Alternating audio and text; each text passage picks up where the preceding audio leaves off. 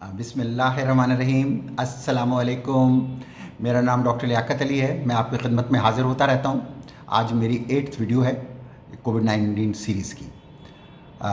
इससे पहले कि मैं अपने टॉपिक पे आऊँ, मैं आपसे एक रिक्वेस्ट करूँ, जो मेडिकल ख़बरनामा बाय डॉक्टर लियाकत अली, जो मेरा एक यूट्यूब चैनल है, इसको सब्सक्राइब करें और बेल आइकॉन को प्रेस करें और शेयर भी करें ताकि ज़्यादा से ज़्यादा लोगों तक ये वीडियो पहुँच सके।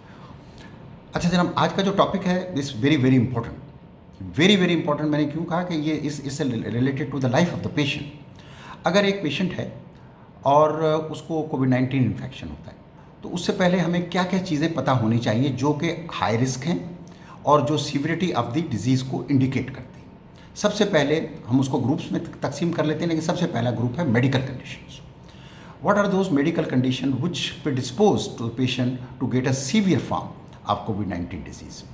जो कॉमन मेडिकल कंडीशंस हैं, इनमें सबसे पहले I start with the diabetes, hypertension, cardiovascular diseases, cardiomyopathy and other diseases, hypertension, और उसके अलावा क्रॉनिक लंग डिजीजेज हैं जिनमें अस्थमा, COPD, स्कारिंग लंग या फाइब्रोसिस ऑफ द लंग है, क्रॉनिक किडनी डिजीज़ हैं, इम्यूनो कम्प्रोमाइज पेशेंट्स हैं, ऑटो इम्यून डिजीजेज हैं, ट्रांसप्लांट पेशेंट्स हैं, इम्यूनो कम्प्रोमाइज्ड पेशेंट्स हैं।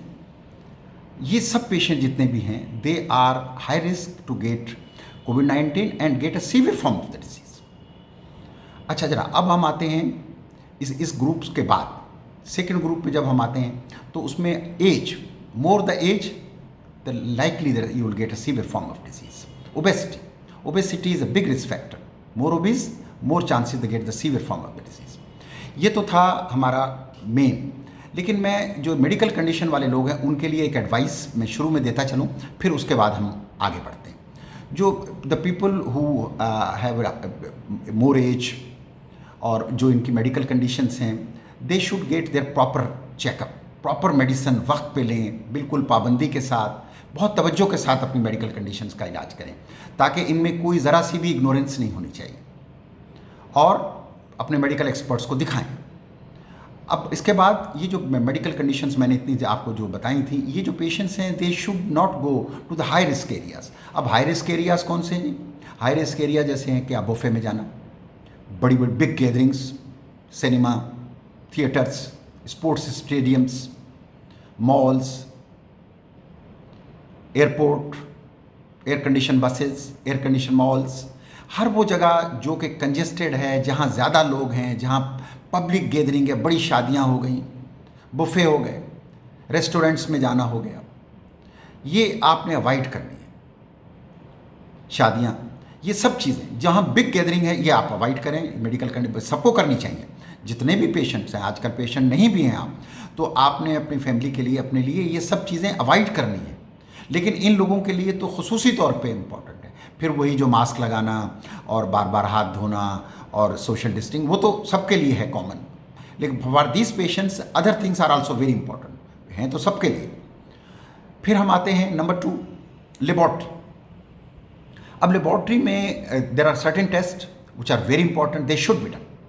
जैसे कंप्लीट ब्लड काउंट है, इसमें high the neutrophil count, low lymphocyte count, good not good, CRP high, serum ferritin high, procalcitonin high, CRP high. ये सब चीज़ें क्या इंडिकेट करती हैं? The severity of the disease, high है तो ज़्यादा सीवियरिटी। फिर प्रोकैल्सिटोनिन लेवल है, डी डाइमर लेवल है, ये अगर ज़्यादा है तो they also indicate the same. LDH level है, कार्डियक एंजाइम्स हैं। फिर आप आर्गन इमेजिंग करवाते हैं, ultrasound, CT scan, echo, x-ray chest, depending upon the requirement. By that you can make sequential organ failure assessment, आप SOFA, in short SOFA, so they also help you in assessing the condition of the patient, क्योंकि जब आप ये assessment करेंगे तो organ damage by the infection होगा, उसकी assessment हो जाएगी। then you come to know कि हमें किस तरह इससे इस पेशेंट को किस तरह ट्रीट करना है। now coming to the clinical assessment of the patient। अच्छा, clinical assessment जो पेशेंट की है वो इम्पॉर्टेंट है। नंबर 1, टेम्परेचर कितना है। अगर टेम्परेचर ज़्यादा है दैट्स नॉट गुड। अगर पेशेंट को शॉर्टनेस ऑफ ब्रेथ है, नॉट गुड। पेशेंट को चेस्ट पेन है, not good. If the patient, these are the indicate the patient is getting serious. फिर इसके बाद अगर आपने उसका ऑक्सीजन सपोर्ट की ज़रूरत पड़ रही है उसको, that also indicate not good. फिर वेंटिलेटर पे अगर जाना है तो वो that is a very big way. In short, patient को shortness of breath, oxygen requirement, high temperature, high sugar, high BP, obese, old age, these medical conditions जो मैंने आपसे डिस्कस की। लेबॉर्ट्री में high D dimer, CRP high, low lymphocyte count, serum ferritin high, LDH high, cardiac enzyme high, they collectively indicate कि patient की condition is not good. So for this patients आपको फिर doctor से रुजू करना पड़ेगा, फिर उसका असेसमेंट करना होगा।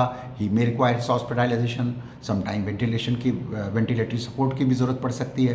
तो आज की जो हमारी डिस्कशन थी, इसका मेन मकसद हमारा क्या था कि we should assess the patient by laboratory, by clinical or pre-existing medical condition, that we can decide this patient is going to get severe form of disease or not. आखिर में मैं इससे पहले कि आपसे इजाज़त चाहूँ, मैं कहूँगा कि मीडिया चैनल को सब्सक्राइब करें, बेल आइकन को प्रेस करें, शेयर करें, ताकि ज़्यादा से ज़्यादा लोगों को ये वीडियो पहुँचे और सब इससे फ़ायदा हो। आखिर में खुश रहें, खुशियाँ बाँटें, अपने घर वालों का, अपने अहले मोहल्ला का सबका ख्याल रखें। अल्लाह हाफिज़, अस्सलाम वालेकुम।